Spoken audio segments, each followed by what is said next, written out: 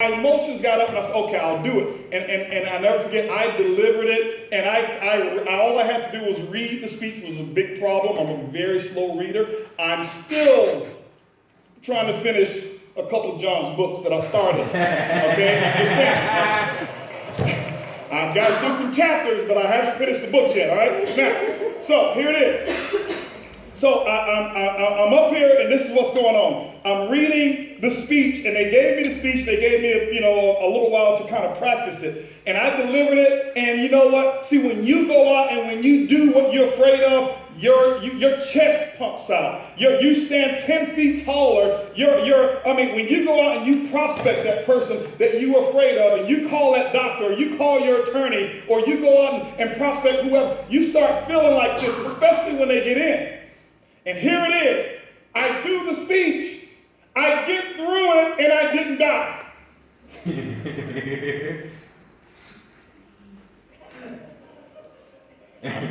I'm like, John Maxwell, who? Les Brown, who?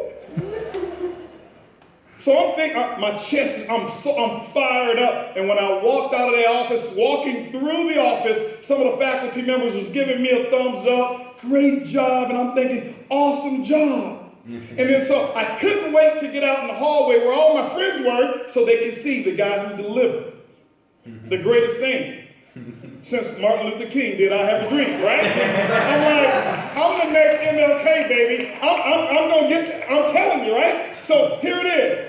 So I walk out, and I'll never forget, going through the hallway. I'm walking through the hallway, and I'm walking tall but slow. You want to walk slow because you want to make sure, So I'm walking real slow, and they laugh at me. And I'm like, what are they laughing at? And they say, you didn't hear what you said? I'm like, no.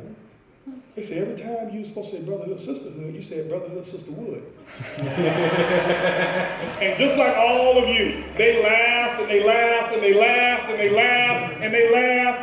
And then here's my self-image. I'm now from Martin Luther King, and I'm way down here, all the way down, almost as low as a pregnant ant. And I'm wondering, I ain't doing that no more.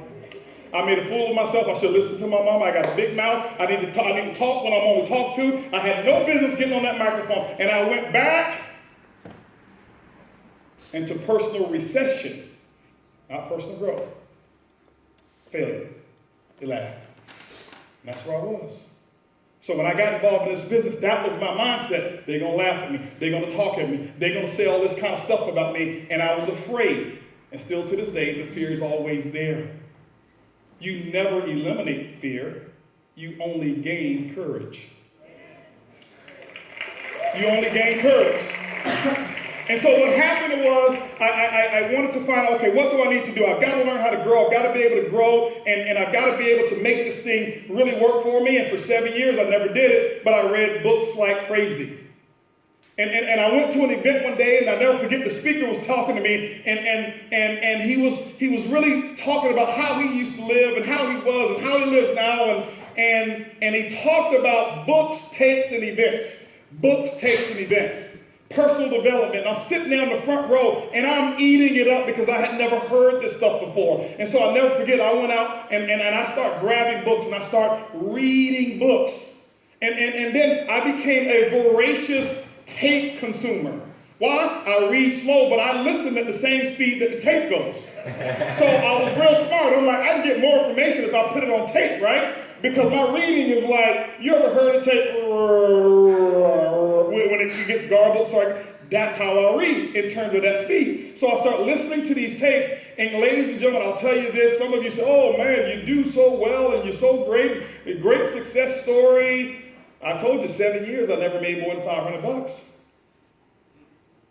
Never ever. And I made 500 only 3 separate times, 3 separate months. All of them were promotions that me and 3 people bought a big product, and I made a $500 check. But I had to pay out about $250 of that $500 check, so I had a $250 profit, and the event was coming up that was $300, so I lost $50 for actually making $500. Some of y'all get it math, you get that. And so what happened was I start reading, and I start listening to tapes, and I start growing, and I start hearing things that I had never heard before, and I start hearing speakers say certain things, and I would get these tapes, and I would devour them. If I had a philosophy, if I was driving, I was going to be listening. If I was sitting, I was going to be reading. You go to my bathroom that we had one bathroom, and I sit there and close the door, and there was a sign right there. I was reading affirmations. If you got to go, go diamond is what it said. And I had to go. Right? And I was reading, and I have affirmations because I learned this stuff, and with my sun visor, I couldn't wait for the sun to come out. I'd take that sun visor, put it down, and there it was, and it'd have my goals there. People follow me easily and effortlessly. Everywhere I go, I'm a people man. People can't wait for me to come into the room. Money follows me easily and effortlessly. Successful people are always calling me to personally sponsor them into my business. And I would read that at every single stoplight, and I'd be talking to myself, and the people would be coming next to me, pulling up, and I'm over there talking to myself, and I'm having a great time, and I was like, Jake, no radio, no television. And I'm up there talking, they look at me, he's crazy. He's crazy. And I just kept talking, it didn't matter. And I started growing. And then I started growing some more. It got to a point where I'd take my tapes, and my wife, we were young in marriage at that time, kind of like Jordan and Kristen was, right? We were young in marriage, right? We ain't perfect. I'll let y'all know that when we walk in, everything's, looks all perfect. But we do have some high volume, low PV conversations. I promise you that, okay?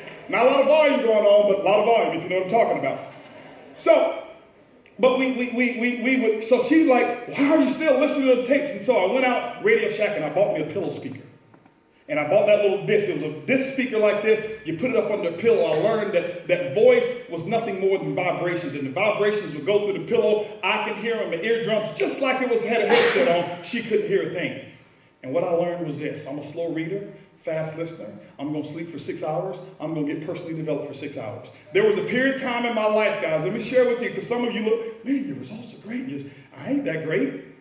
And I don't say that to be humble. I'm just being real with you. I look at these talents that people have and all this stuff and putting PowerPoints together.